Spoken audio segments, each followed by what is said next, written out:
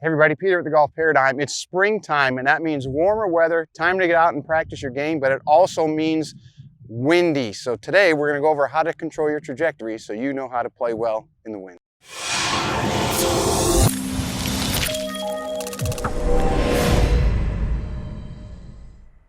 Okay, so now that we're in the springtime, the wind is picking up. The wind is what usually brings in the warmer temperatures, and a lot of you have been messaging me, how do you control your trajectory? And probably most of them have been how to bring your trajectory down. So there's a couple things you want to remember when you're playing in the wind. Obviously, one is you're going to bring the trajectory down, and two is you're going to want to reduce the amount of spin on the ball.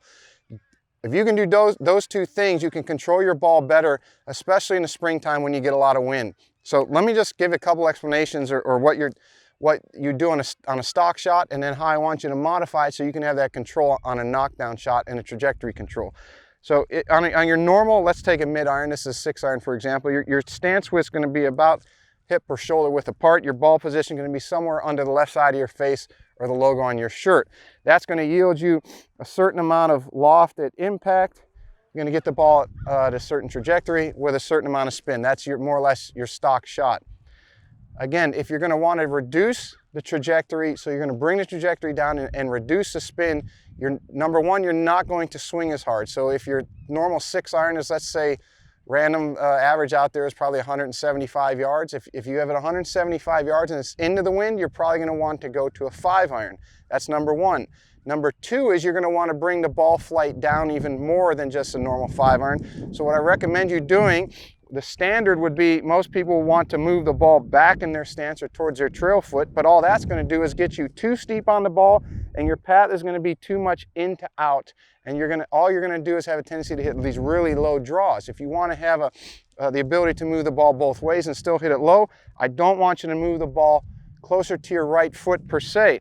What I'd like to see you do is keep the relationship between the left foot and the left side of your body. That way, impact to finish position is very, very similar to the same, and you're not having to learn a new timing pattern. What I want you to do is bring the rear foot in at least one full foot width closer to the front foot. Now, your stance is narrower, okay, so your swing will be steeper just on its own because you have a narrower base and an arc becomes smaller.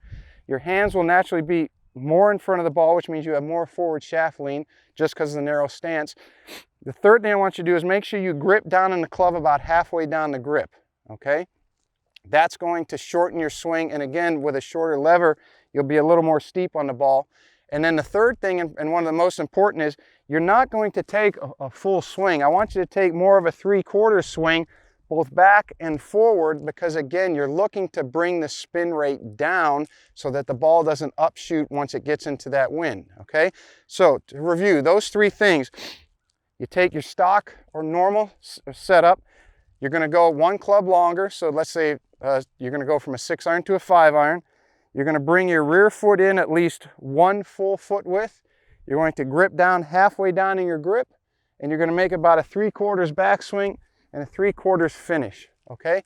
All of those things will bring your trajectory down, they'll significantly bring your spin down and give you the ability to control the ball in the wind without modifying and changing too much to interrupt your timing and sequencing pattern throughout the rest of your game.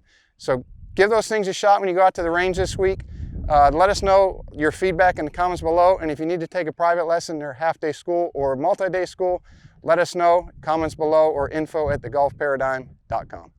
Hey everybody, Pete here from The Golf Paradigm. Thanks for watching the video. You can check us out on Facebook, Twitter, and Instagram. And if you want to watch more videos or subscribe, you can do it right here.